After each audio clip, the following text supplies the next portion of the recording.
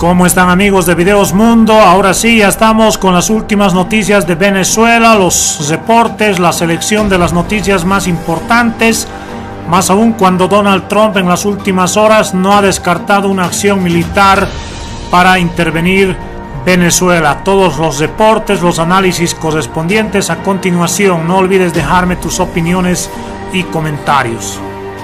Este cierre de semana no tenemos 5 del día. Conclusiones en su totalidad es dedicado a Venezuela. ¿Por qué? Bueno, déjeme partir de la ley de atracción, desde la perspectiva hinduista o como la definía James Allen.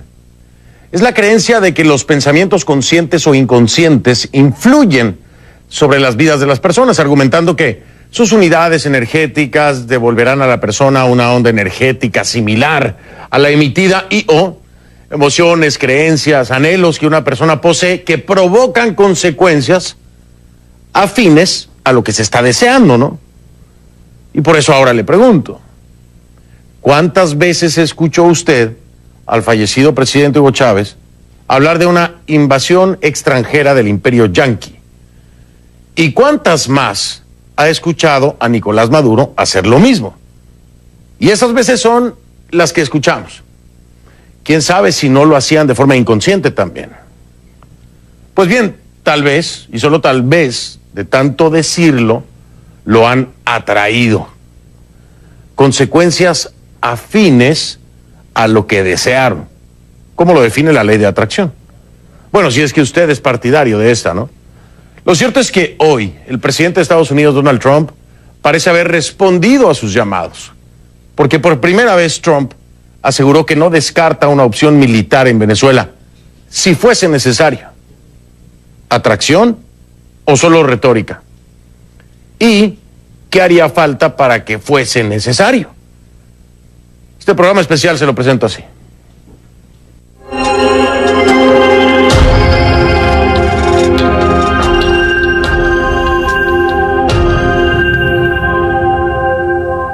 Sin titubeos, así como lo escuchó, el presidente de Estados Unidos, Donald Trump, anunció que no descarta una opción militar en relación a la crisis que atraviesa Venezuela. En su opinión, Venezuela es un desastre y cada vez se aleja más de los principios democráticos. En las últimas semanas, su gobierno ha sancionado de manera individual a más de 30 funcionarios y exfuncionarios del gobierno venezolano acusados de menoscabo a la democracia y violación a los derechos humanos. También ha dicho que analiza sanciones económicas de ese país vecino, cuyo presidente Nicolás Maduro es considerado por Estados Unidos como un dictador. Eric Pajon, el portavoz del Pentágono, dijo a CNN que por ahora el Pentágono no ha recibido ninguna orden con respecto a Venezuela y añadió que las Fuerzas Armadas manejan planes de contingencia para una multitud de sanciones. Si nos llaman, dijo, estamos preparados para apoyar los esfuerzos del gobierno en la protección de nuestros intereses nacionales y también a los ciudadanos estadounidenses. Pajon, sin embargo, fue cauteloso en explicar que cualquier insinuación por parte del régimen de Maduro de que estamos planificando una invasión es infundada y está diseñada para desviar la atención de sus continuos esfuerzos por socavar el proceso democrático de las instituciones en Venezuela. El gobierno venezolano, en voz del ministro de la Defensa, Vladimir Padrino López, rechaza la amenaza de Estados Unidos. Escuche usted. Bueno, yo digo, esto es un acto de locura, pues. Esto es un acto ya de supremo extremismo. Hay una élite extremista que gobierna los Estados Unidos que realmente no sé qué está pasando, qué va a pasar en el mundo, si es que se va a acabar con la humanidad, si es que se va a acabar con el planeta Tierra, si es que se va a acabar, bueno, con todos sus recursos naturales, no sabemos, con las actuaciones de este gobierno extremista, de estas élites económicas, comerciales y financieras y estos lobistas.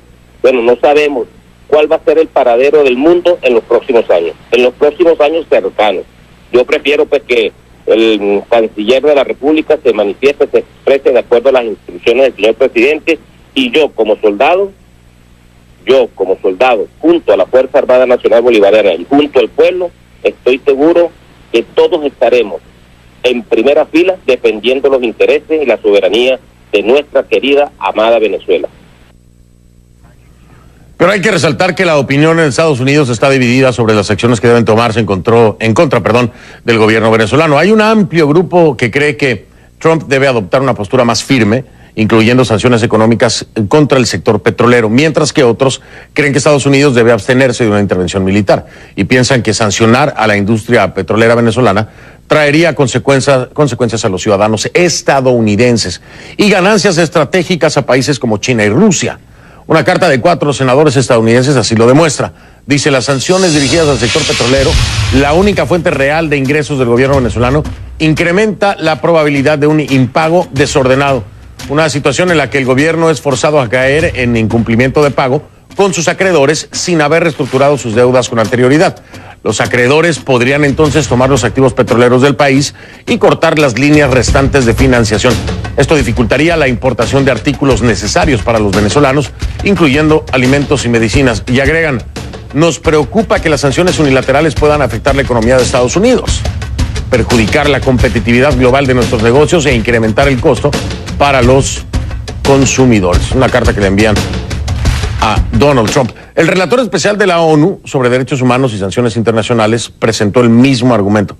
Idris Jazairi instó hoy a no imponer sanciones restrictivas a Venezuela, ya que según él empeorarían el sufrimiento de los ciudadanos venezolanos, quienes ya sufren, dijo la ONU, claro, de una inflación devastadora y la falta de acceso a alimentos y medicinas. Y en esto no se equivoca, Venezuela tiene una economía fuera de control con la inflación más alta del mundo y una deuda externa de decenas de miles de millones de dólares. Este jueves el banco suizo Credit Suisse ha prohibido a sus empleados que negocien o acepten como garantía ciertos bonos vinculados al gobierno venezolano o a la estatal petrolera PDVSA debido precisamente a esta crisis económica. Del otro lado del mundo, en Perú, también se toman acciones contra el gobierno madurista. La Cancillería peruana informó este viernes que han decidido expulsar al embajador venezolano en Lima, Diego Alfredo Molero, para expresar su condena a la ruptura del orden democrático en Venezuela. El gobierno venezolano rechazó la expulsión. El comunicado de Perú advierte que el embajador tiene 5 días para abandonar el país. Asimismo, el presidente Pedro Pablo Kuczynski negó hoy que su país tenga intenciones de participar en una reunión de mandatarios como lo había planteado el presidente Maduro. Escuchen. Yo no me voy a reunir con el señor Maduro. Sorry. ¿Qué mensaje tiene para él? Que se vaya, porque él es un dictador y ha hecho un golpe de Estado con una elección fraguada para eliminar a su Congreso. Y lo ha sustituido con una llamada Asamblea Constituyente. Hay mucha gente en la cárcel. Hay presos políticos. Yo no tengo por qué ocuparme de lo que pasa internamente en Venezuela, pero esto tiene grandes consecuencias en otros países. Bien, vamos a analizar el tema principal, obviamente, que es la respuesta esta de Trump, la respuesta del gobierno venezolano, en fin. Este tema principalmente con mi próximo invitado.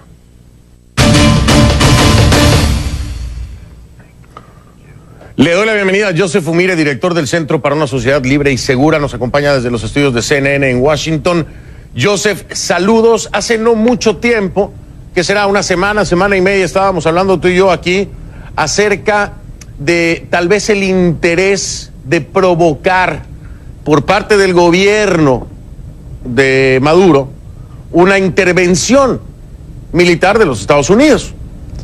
Y hoy no sé qué me digas tú, si es que Trump mordió el anzuelo, al menos en la retórica.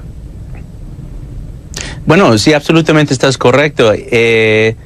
Hay una provocación del gobierno de Venezuela que quiere en esta guerra, lo necesita en esta guerra, porque en realidad la única manera que va a mantener su poder en Venezuela es con la guerra, porque su deuda externa es superior. Pero mira, hay que entender un poco el mensaje que quiere mandar el presidente Trump, porque ¿qué es lo que sabemos del presidente Trump? ¿Qué es su fuerte de él? Es lo que nadie espera y nadie sabe lo que va a decir. Yo creo que nadie sabía que iba a decir esto hoy, ni siquiera me imagino gente en el mismo gobierno de Estados Unidos sabía que iba a decir esto hoy, y eso tiene un efecto de destabilizar también al gobierno de Venezuela. La semana anterior, el consejero McMaster, el primer consejero de Seguridad Nacional del gobierno de Estados Unidos, dijo que no hay opción militar, o por lo menos no están mirando opciones militares en Venezuela, y justo esta semana Trump dice lo opuesto. Entonces ese mensaje, doble mensaje que está mandando, justo antes que el vicepresidente llegue a Colombia mañana, para mí le pone al gobierno de Venezuela un poco confundido y no sabe qué hacer, y eso no es tan malo, porque en este periodo que estamos en el conflicto de Venezuela, estamos en lo que se llama el bajo intensidad del conflicto, y en esa parte la propaganda es lo que más se mueve, y yo creo que Trump está demostrando también que él puede jugar la propaganda tanto como el régimen venezolano. Sin embargo, Joseph, hay que estar muy claros en el tema propagandístico. Y uno de los principales temas propagandísticos, no solamente de Nicolás Maduro, pero del fallecido presidente Hugo Chávez, ha sido el enemigo, ese fantasma que siempre está acechando al pueblo venezolano, y que ellos, como superhéroes o defensores o como una especie de Robin Hood, estarán ahí para cuidarlos de cualquier ataque del imperio yanqui. Siempre ha sido esta la retórica, siempre ha sido esta la amenaza que ha estado sobre los venezolanos, y siempre ha sido el gobierno chavista con el presidente Hugo Chávez en su momento y con Nicolás Maduro. Aquí Trump le da el carbón que necesitaba la hoguera para que se materialice, se cristalice algo que antes quedaba como solamente palabrería. Hoy aterriza, ya lo ven, es cierto, se los dijimos, ahí está el imperio yanqui amenazándonos. ¿No es un error en estrategia, Joseph? Yo no sé si es un error en estrategia, pero es que, claro, tienes un punto muy actual, que es, va a haber una reacción del gobierno de Venezuela y va a haber una reacción que les favorece. La retórica en este contexto, lo que dijo el presidente Trump, ahora le da el pretexto al gobierno venezolano para movilizar sus militares de una forma mayor, con el pretexto de decir que están a lo mejor preparándose para una invasión extranjera, que yo no creo que va a pasar, y yo no creo que hay ninguna condición que va a llevar a eso. Sin embargo, la palabra puede llevar a ese tipo de acción. Pero también tenemos que entender que el gobierno de Venezuela todavía, aunque digamos que Trump no hubiera dicho nada hoy, igual está movilizando sus militares. Lo han estado haciendo desde enero de este año, desde que empezó el Zamora 200 de ejercicio multinacional, después el plan Zamora. Sus militares ya están en acción en Venezuela, entonces puede ser que lo van a incrementar o aumentar en los próximos días por lo que dijo el presidente Trump, pero tampoco tenemos ya, el conflicto ya se está armando, y tenemos que también empujar un poco para que el gobierno de Venezuela sepa que no todo va a ser muy claro y coherente. Y también el presidente Trump siempre ha dicho desde las elecciones, desde las campañas, siempre ha dicho que yo nunca voy a revelar mis planes. No, yo nunca voy a revelar mis planes. Entonces, él nunca va a decir lo que va a hacer antes que lo haga. Y decir que hay opciones no significa que va a tomar esas opciones. Ahora, y yo te lo pregunto porque lo decías al principio, la mayor virtud de Donald Trump es que nadie sabe qué es lo que va a decir, ¿no? Y siempre sorprende con sus declaraciones. Pero creo que también no es solo lo que va a decir, sino lo que va a hacer, porque a veces lo hace sin que nadie se lo espere. Y lo vimos con Siria, lo vimos con los Tomahawk en esta base siria. ¿Qué te da la seguridad de que no va a ocurrir? No te voy a decir que algo similar, pero de que no va a ocurrir en realidad en algún momento una intervención militar por parte del presidente Donald Trump, que a final de cuentas, y digo, es el gobierno estadounidense, pero es Donald Trump, porque Donald Trump fue el que dio la orden para los misiles Tomahawk en Siria, de la nada, ¿no? Nadie se lo esperaba. En un fin de semana, recuerdo perfectamente bien, boom, los Tomahawk. Oye, Joseph, esto puede ser de la misma manera, ¿que no? Mira, Trump está rodeado de personas que conozcan la situación en Venezuela con mucho detalle, como el general John Kelly, que ahora está en la Casa Blanca, General Mattis del Pentágono, General McMaster, que también está en el Consejo de Seguridad Nacional. Yo no creo que Trump va a tomar una acción unilateral en el sentido de que él nomás va a tomar esa decisión. Va a depender de sus generales que conocen Venezuela y la situación actual. Claro, no se espera, yo no sé qué va a hacer el presidente. Yo no quiero saber y no debo saber lo que va a hacer el presidente o qué va a hacer el gobierno de Estados Unidos. Pero lo que sí sé es que si es que llega al nivel donde va a tomar una acción ni siquiera parecido a Siria o algo de tan fuerte como pasó en Siria, sería un error fatal. O sea, una acción militar de forma kinética, de forma directa en Venezuela, sería un error a proporción de la guerra de Irak. O sea, podía destabilizar la región de una forma que nunca hemos visto en la época moderna. Entonces yo espero que no van a tomar esas acciones o esas intervenciones, pero como tú bien dijiste, quién sabe, ¿no? Yo no lo sé. Claro, además si me voy a la historia, bueno, pues tenemos el antecedente, lo mencionaste tú, Irak, una guerra que desestabilizó la región y vino de parte de un republicano también. Entonces, o sea, es decir, hay una tendencia de parte del republicano a ser mucho más militar, ¿no? Mucho más bélico en ese sentido, al menos en lo que nos dice la historia estadounidense. A ver, Joseph, aquí hay una respuesta por parte del Departamento de Prensa de la Casa Blanca, donde dice que Nicolás Maduro el día de hoy pidió una llamada con el presidente Donald Trump desde el inicio de su administración. El presidente Trump ha pedido a Nicolás Maduro que respete la Constitución venezolana, que lleve a cabo elecciones libres y transparentes, que libere a los presos políticos, que cese las violaciones a los derechos humanos, que, en fin, todo lo que ya sabemos, ¿no?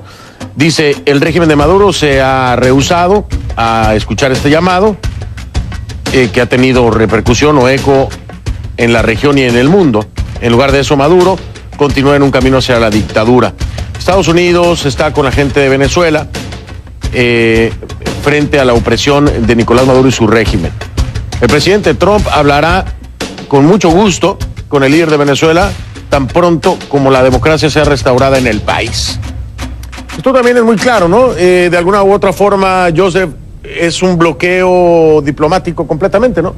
Sí, prácticamente está diciendo que no va a hablar con el presidente Maduro porque las condiciones que está poniendo todos sabemos que no van a cumplir con esas condiciones, entonces no va a haber digamos, diálogo entre los dos presidentes. Y yo creo que más ahora que está mandando un mensaje mucho más fuerte diciendo que, mira, tú no vas a saber lo que voy a hacer porque no te voy a decir las opciones que estamos analizando.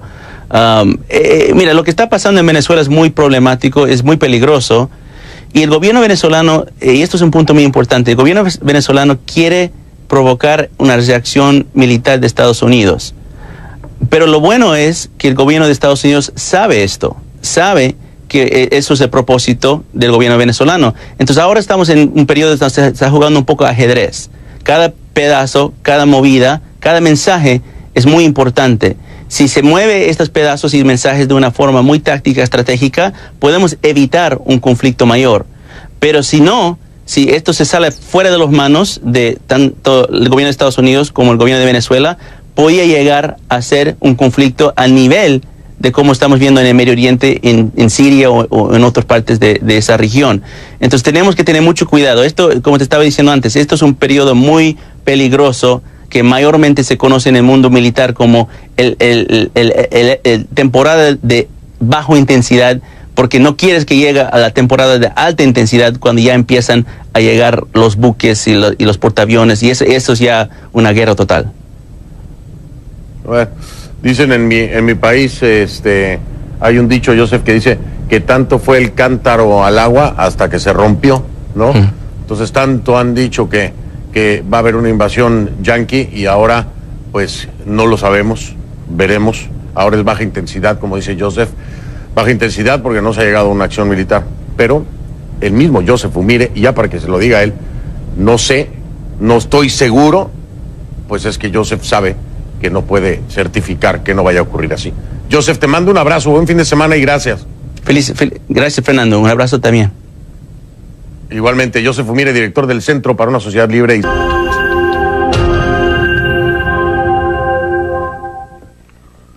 Para esta parte del programa les pido cambiemos la etiqueta. Vamos a utilizar ConcluResistencia, numeral ConcluResistencia, hashtag ConcluResistencia. Todos sus comentarios, por favor, con esta etiqueta ConcluResistencia a mi cuenta en Twitter, @soyfdelrincón, @soyfdelrincón. El ministro de Defensa de Venezuela, Vladimir Padrino López, confirmó hace unas horas la captura del grupo armado que encabezó el asalto a la brigada blindada número 41 de Valencia el pasado domingo. Entre los detenidos está el capitán de la Guardia Nacional y líder del grupo, Juan Carlos Caguaripano, también el primer teniente Jefferson García Dos Ramos. El ministro señaló que la aprehensión se realizó en Caracas en una operación conjunta entre cuerpos de seguridad del Estado y la policía del municipio Sucre. Escuche. Y hoy a finales de la tarde, bueno, en una comisión mixta de la Policía Nacional Bolivariana y la Policía Polisucre, en el sector de la California, aquí en el municipio de Sucre. Bueno, venía un vehículo y venían estos dos sujetos, trataron de evadir el punto de control, y bueno, se inició una persecución y dieron con estos dos individuos, los cuales andaban portando cédulas falsas. El ministro agregó que las armas que portaban los asaltantes pertenecían a las sustraídas en el fuerte de Paramacay. El grupo de Caguaripano ya está siendo interrogado por las autoridades, pero bueno, vamos a seguir en Venezuela porque hay más desarrollos. Este viernes se produjeron otros hechos importantes. Por ejemplo, la Asamblea Nacional Constituyente de Venezuela, integrada únicamente por oficialistas, inició un debate este viernes para estudiar la posibilidad de adelantar para el mes de octubre las elecciones regionales que estaban previstas para diciembre. La oposición venezolana no participó en la elección de la Asamblea Constituyente porque la consideran inconstitucional y fraudulenta, pero sí inscribieron candidatos a las regionales. El debate para adelantar las elecciones inicia el mismo día en que la Asamblea Constituyente, en sesión especial, ratificó a 4 de las 5 autoridades del Consejo Nacional Electoral, todas afines al gobierno venezolano. El único que no fue ratificado era el único que no era completamente afín al gobierno, Luis Emilio Rondón, el único poder electoral crítico, por decirlo de alguna forma, al madurismo. Y por último, el recién designado fiscal general de Venezuela, Tarek William Saab, ex defensor del pueblo de tendencia oficialista, anunció este viernes que abrirá una investigación sobre el aberrante, dijo, uso de niños y jóvenes para acompañar las protestas violentas de grupos opositores conocidos como la Resistencia, y en consecuencia verificar si podría tratarse de crímenes de odio. Todas estas cosas están pasando en Venezuela. Este es el desarrollo de solamente un día, el viernes, y bueno, pues así de aceleradas están las situaciones allá. Vamos a hablar, como le decía yo, con dos protagonistas que forman parte de este grupo de la Resistencia. Así que voy a ir hasta Bogotá con Roderick Navarro y Eduardo Vítar, que son coordinadores nacionales del movimiento Rumbo Libertad, también miembros del movimiento La Resistencia Venezolana. ¿Ya los tenemos listos o no? ¿Están? Vamos a pausa entonces para no perder tiempo, por favor. Vamos a un corte comercial, regreso con mis invitados para no perder tiempo de la Resistencia o el movimiento de la Resistencia. Desde Bogotá, Roderick Navarro y Eduardo Vítar, coordinadores nacionales del movimiento Rumbo Libertad y miembros del movimiento de la Resistencia Venezolana. Señores, buenas noches, gracias por estar aquí. Gracias a ti, Fernando, por la oportunidad. Buenas noches, Fernando. Buenas noches. Bueno, quisiera su reacción a la detención del capitán Caguaripano, que se anuncia ya hace un par de horas y que se ha formalizado ya por parte del gobierno, ya lo han confirmado. ¿Cuál es su reacción a esto, Roderick, Eduardo? Sí, esto es un hecho que lamentar dentro de la Resistencia, porque el capitán Caguaripano, un hombre probo, un hombre que llamó a sus compañeros militares a pegarse a las leyes y a la Constitución, ha sido ya apresado por la dictadura, pero la Resistencia se mantiene. Y eso, como me decía otro líder de la Resistencia, Nixon Moreno, el comando nunca muere. Todos los que estamos aquí asumiendo estos roles dentro de la Resistencia, roles de liderazgo, estamos conscientes del riesgo que nosotros estamos viviendo en el país frente a una dictadura que quiere callarnos a todos. Pero si alguno de nosotros, si Dios no lo quiera, llega a caer, pues alguno otro compañero va a asumir las riendas. Pero aquí lo más importante es mantener la causa viva. Aquí todos estamos luchando por nuestra libertad, porque la narcodictadura llegue a su fin y porque definitivamente nosotros podamos vivir en paz en nuestro país.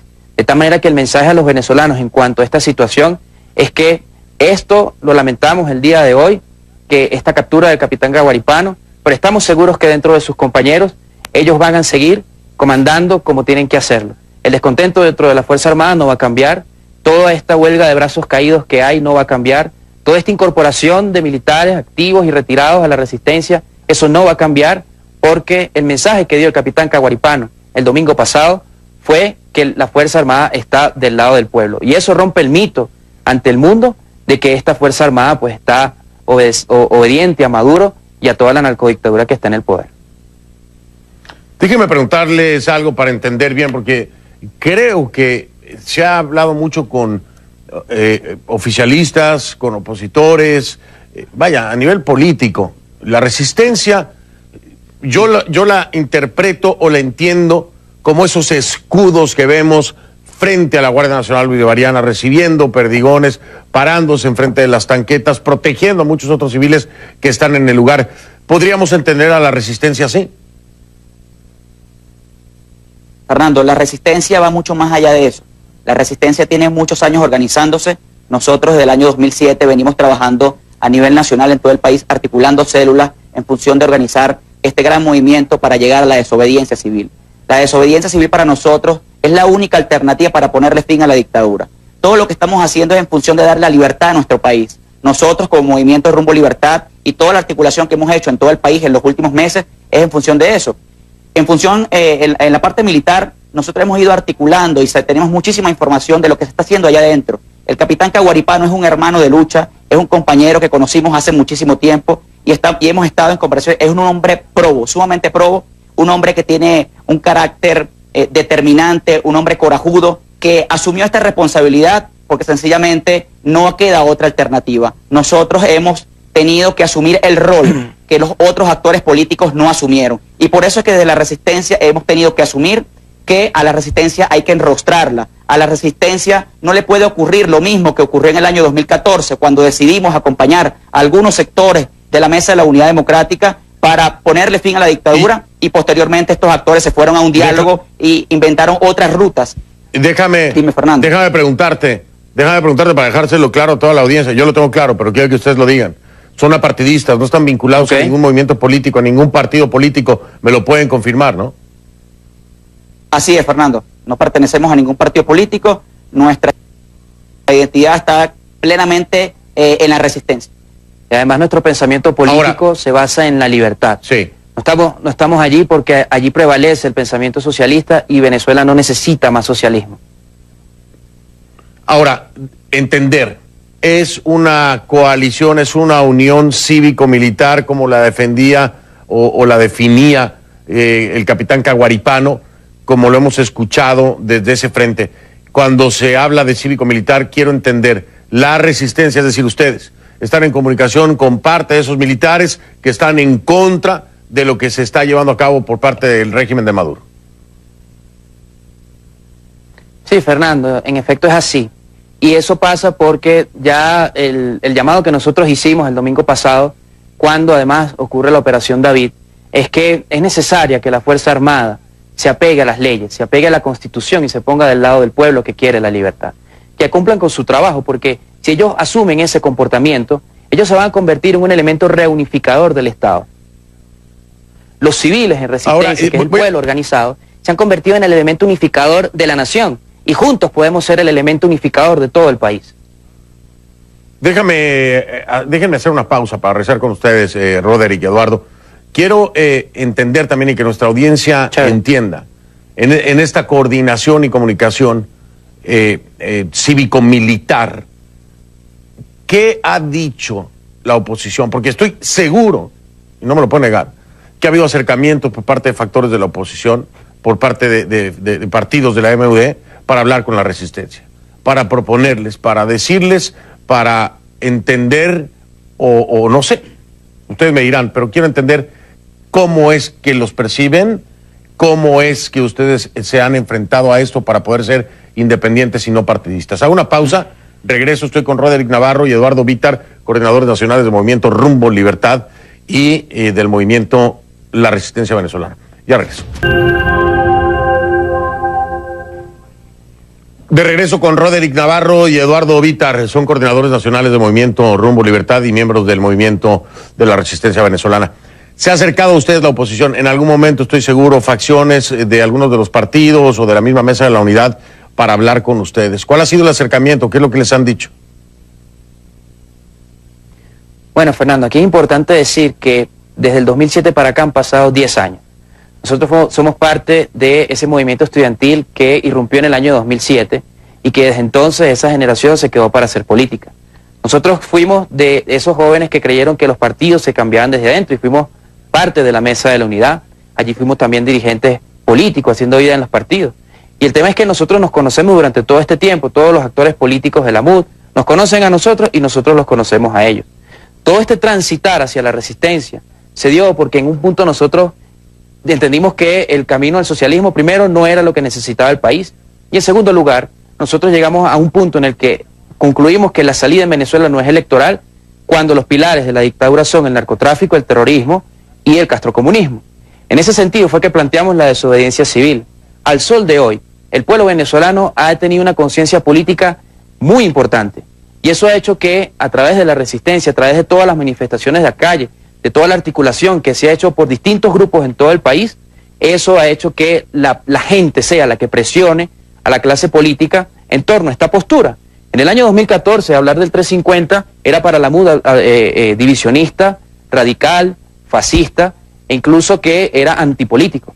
Entonces vemos cómo ahora han asumido ese discurso, y es precisamente por esa presión que ha hecho la población en las calles. De tal manera que el fenómeno político que vamos a ver ahora a continuación en el país es que todos estos polos de poder van a transformarse.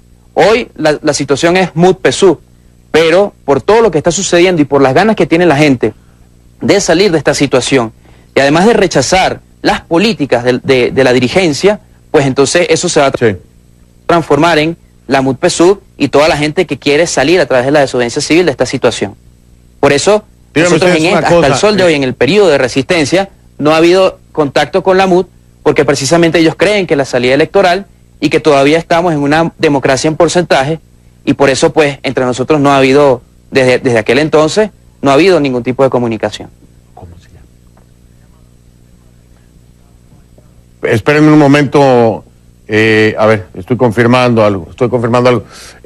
Roderick, Eduardo, voy a tener que interrumpir un momento la comunicación con ustedes, porque tengo vía telefónica en este momento a la esposa del capitán Caguaripano. Sé que me están escuchando y seguramente la querrán escuchar ustedes también. Así que voy a tratar de distribuir los tiempos para poder estar con ustedes, porque tengo además otro invitado. Señora Bielma, ¿cómo está? Buenas noches. Buenas noches, la señora Irene Lazo, la esposa del capitán Caguaripano. Perdón, me dieron mal el nombre. No se preocupe, ¿Cómo está, Irene señora? Lazo. Irene, gracias. ¿Qué sabe de su marido, señora? Hasta los momentos no tengo más información que la que los medios han estado comunicando. Próximamente, en los próximos minutos, me acercaré a la División de Contrainteligencia Militar para ver si ellos puedan facilitarme algún tipo de información con respecto al estado y cómo se encuentra él, y ver que le garanticen sobre todo la vida. ¿Teme usted por la vida del capitán Caguaripano? Sí, por supuesto que sí. No me cabe la menor duda que este régimen es capaz de hacer cualquier cosa en contra de él. De ocurrirle algo a su marido, ¿a quién responsabilizaría? Al presidente Nicolás Maduro y a Diosdado Cabello. Serían las dos personas que harían responsables. ¿Cuándo fue la última vez que habló con Juan Carlos? ¿Cuándo fue la última vez que habló con su esposo Juan Carlos? La última vez que tuvimos comunicación fue en marzo del 2014, antes de que él se fuera a la clandestinidad, y nunca decidió pedir un asilo político, porque para él la lucha y la libertad de Venezuela nunca fue algo que dejar a un lado. Siempre lo tuvo presente y por lo tanto nunca pidió asilo político, y por neta seguridad mía y de nuestra bebé, nunca tuvimos otra comunicación directa. ¿Qué era lo que le decía en ese momento? ¿Le avisó a usted, me voy a ir a la clandestinidad? ¿Se lo dijo así a pesar de tener que dejarla a usted y a su beba? No, nunca me lo dijo en ese momento. Siempre habíamos hablado, él siempre me había hablado de sus convicciones, siempre me había dicho que él era un soldado de la patria, que él había jurado hacer cumplir una constitución y dar la vida por Venezuela, y que si lo tenía que hacer, él lo iba a dar con tal de ver siempre esta patria libre. ¿Usted estuvo de acuerdo en las decisiones que tomaba el capitán Juan Carlos Caguaripano? Es decir, primero como esposa, como madre y después como venezolana. ¿O tenía un conflicto interno? ¿Cómo no, Fernando? Claro que sí. Como esposa siempre lo apoyé porque supe con quién me casé. Como madre nunca lo apoyé porque mi hija necesitaba a su padre. Mi hija no conoce a su papá. Y y como ciudadana siempre he sentido hacia él, no desde el 2014, sino desde mucho antes, admiración por su trabajo, porque siempre fue un excelente guardia nacional. ¿Cuáles eran las primeras quejas que usted escuchó por parte del capitán Caguaripano que lo llevaron a tomar la decisión de salirse precisamente de esta línea oficialista? Primero, la corrupción. Segundo, las pruebas que él mismo llegó a tener y una vez usted puso en su programa del narcotráfico. Y bueno, tercero, la intromisión de los cubanos en las Fuerzas Armadas venezolanas. Él se lo ratificó, es decir, él estaba completamente seguro de que había cubanos infiltrados en las Fuerzas Armadas. Sí, cómo no, y eso es público ya, eso es público y notorio. Yo creo que todos los ciudadanos venezolanos sabemos que eso es así. No, y me queda claro que ha sido público y notorio en las denuncias. Me ha sido muy difícil a mí poderlo comprobar independientemente, pero lo he escuchado por todos lados. Bueno, pues yo sé que usted en este momento estará manejando muchas cosas, pero le quiero ceder el micrófono si necesita decir algo más o quiere aclarar algo más. La está escuchando toda Latinoamérica, señora. Quiero que lo tome en cuenta. Estoy seguro que en muchas de las casas de gobierno de los países están viendo esta entrevista, así que aproveche. Estamos viendo en pantalla precisamente esa entrevista que hacía yo con el capitán Caguaripano en 2014. Le cedo el micrófono para que envíe el mensaje que usted considere prudente a la comunidad internacional. Muchas gracias, Fernando, por este pequeño espacio. Primero que nada, a la comunidad internacional, que estén atentos de la vida de Juan Carlos Caguaripano, pues temo de su vida. Se ha sabido de muchos funcionarios de distintas instituciones que han sido torturados, que los apresan, que se le violan flagrantemente sus derechos constitucionales y su derecho a la salud. Quiero por favor hacerle un llamado a la comunidad internacional que estén atentos de mi vida y de la integridad de mi hija, una niña de 3 años y medio que además es costarricense.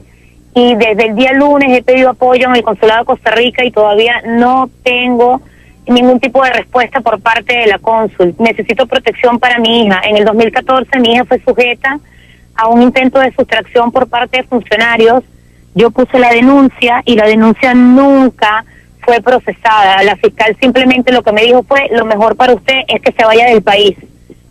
Y bueno, nada, creo que seguimos en la lucha. Creo que mi esposo ha dado todo por el todo, dejó a su hija bebé, no la vio crecer, prácticamente no la conoce, dejó a su esposa, dejó a su familia, porque él desea una Venezuela libre, como todos aquí en Venezuela hemos estado luchando. Por favor, a los políticos de Venezuela, dejen de estar haciendo negociaciones. Por favor, Venezuela necesita libertad, necesitamos una Venezuela libre.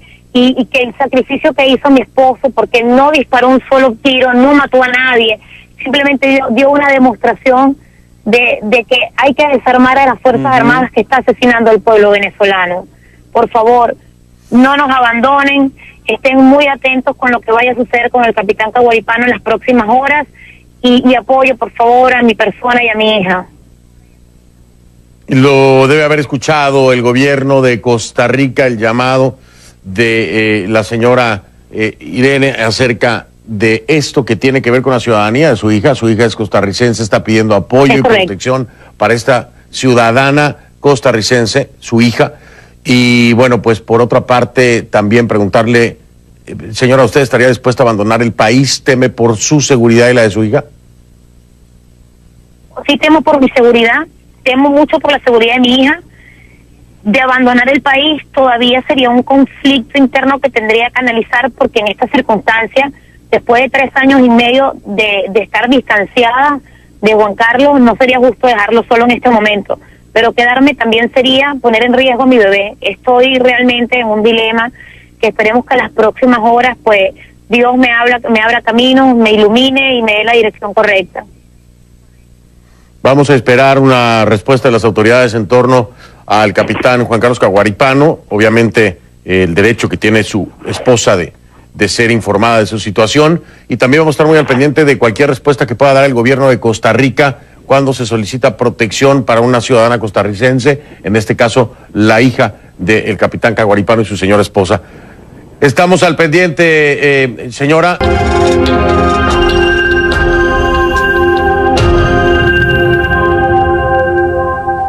Le doy la bienvenida a Adolfo Baduel, hijo del general retirado del Ejército de Venezuela, Raúl Isaías Baduel. Nos acompaña desde Caracas.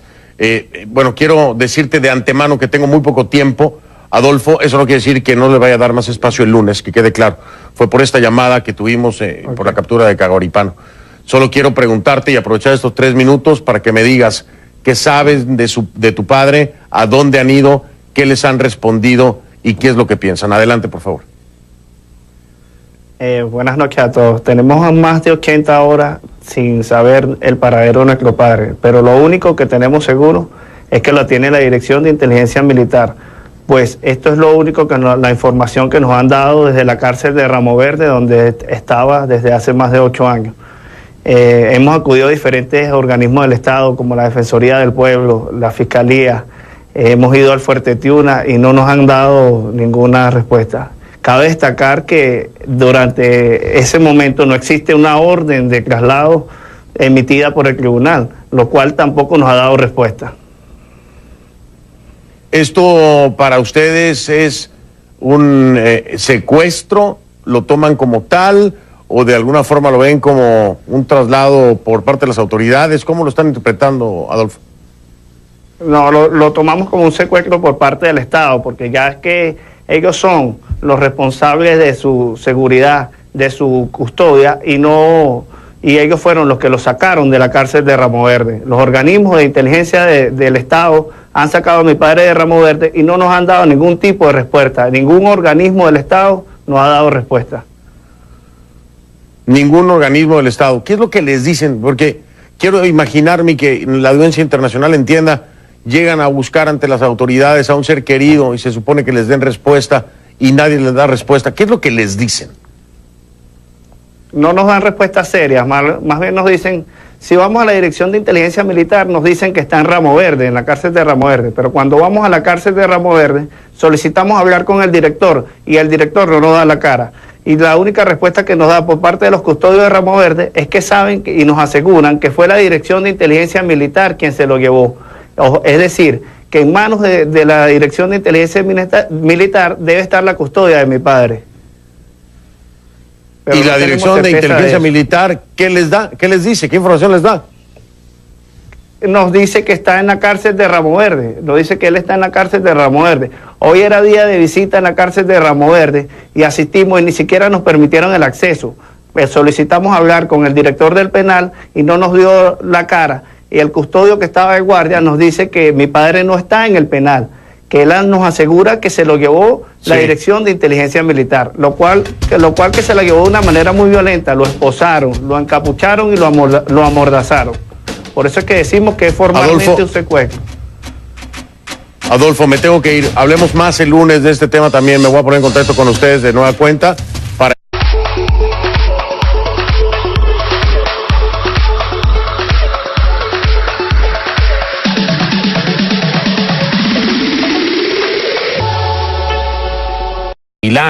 a la emitida y/o emociones, creencias, anhelos que una persona posee que provocan consecuencias afines a lo que se está deseando, ¿no?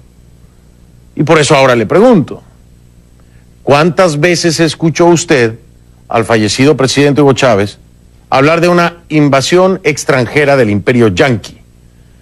¿Y cuántas más ha escuchado a Nicolás Maduro hacer lo mismo? Y esas veces son las que escuchamos.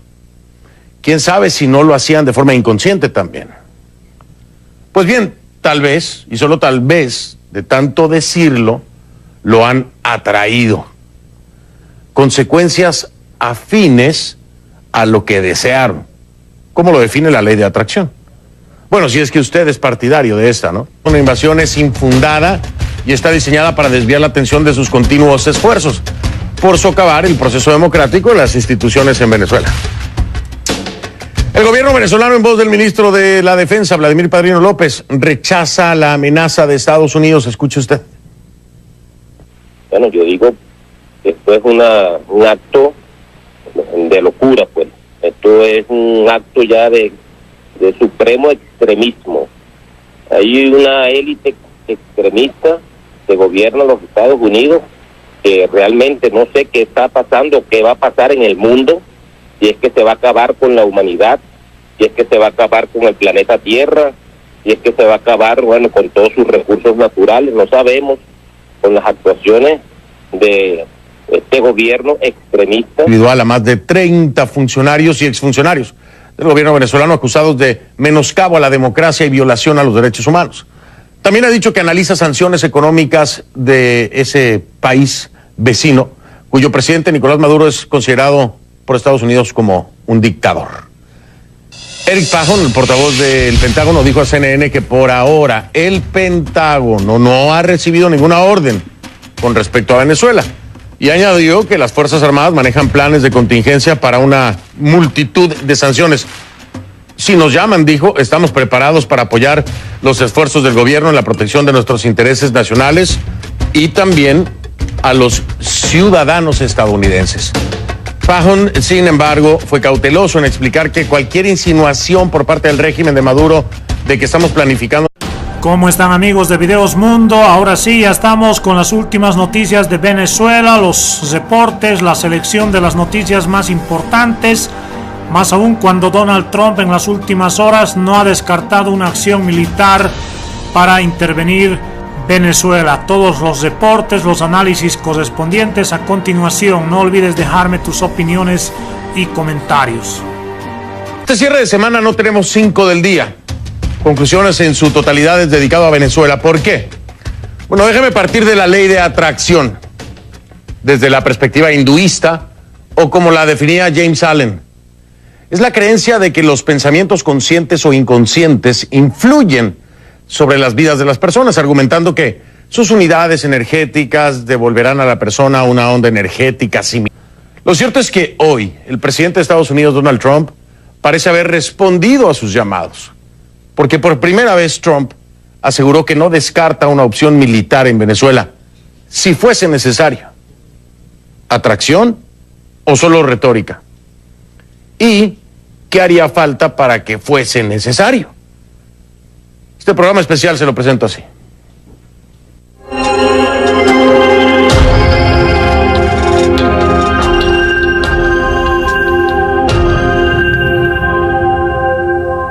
Sin titubeos, así como lo escuchó, el presidente de Estados Unidos, Donald Trump, anunció que no descarta una opción militar en relación a la crisis que atraviesa Venezuela. En su opinión, Venezuela es un desastre y cada vez se aleja más de los principios democráticos. En las últimas semanas, su gobierno ha sancionado de manera individual